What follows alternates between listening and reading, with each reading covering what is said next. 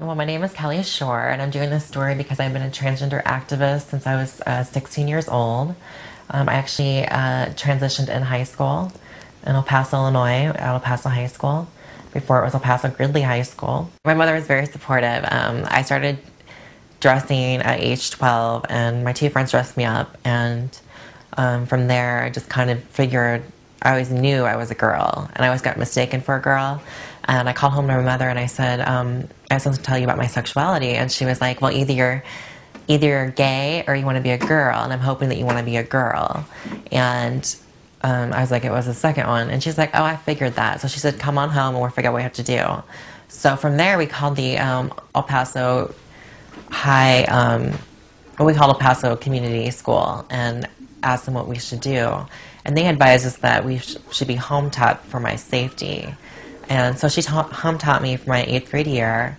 And after 8th grade year, she was taken with cancer, and she couldn't no longer teach me. So El Paso High School took it upon themselves to make an alternative school inside the high school, which was a behavior disorder class. And I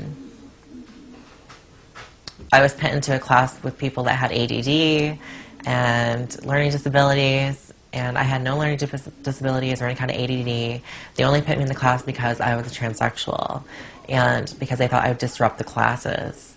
So I had to get an advocate involved, which is like a lawyer, but because the planner didn't say a boy has to dress as a boy and a girl has to dress as a girl, I was allowed to go to school in full-time classes with all the other students.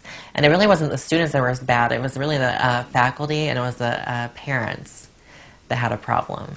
The students weren't any kind of, threat to me. The most misconception of what a transsexual is it's about sex. It's about sexuality. And it's really nothing about sexuality, because your sexuality has to deal with who you're attracted to. And it's about your gender identity, and either if you feel female or male. And anyone that wakes up in the morning know from when they wake up that they're what they are.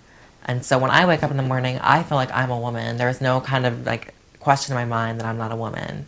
Because I didn't even know that I wasn't a girl until I was 5 years old, and I was in the same bathtub as my niece. My mother was giving me and my niece a bath, and I had no clue that I wasn't a girl until then. I noticed that she had something different than what I did.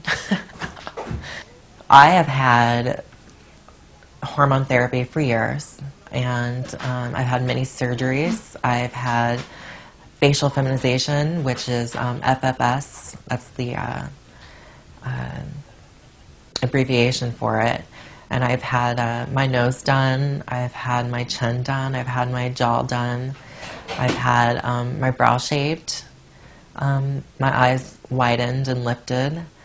I've had my Adam's apple shaved. I've had a breast augmentation. And then I also plan on going through the full operation in a few years, where I will be a full-fledged female on the outside anyways. For me to feel whole and to feel completely happy and one with myself, I need to go for the full operation. It's not for everybody, though. I started performing on stage when I was 19, and I started performing because I was always, I took 12 years to dance, and I loved dancing. And I think it's my only outlet to still perform on stage rather than just doing dance recitals. There's just different all types of people that come to Diesel Nightclub. My fans are all types.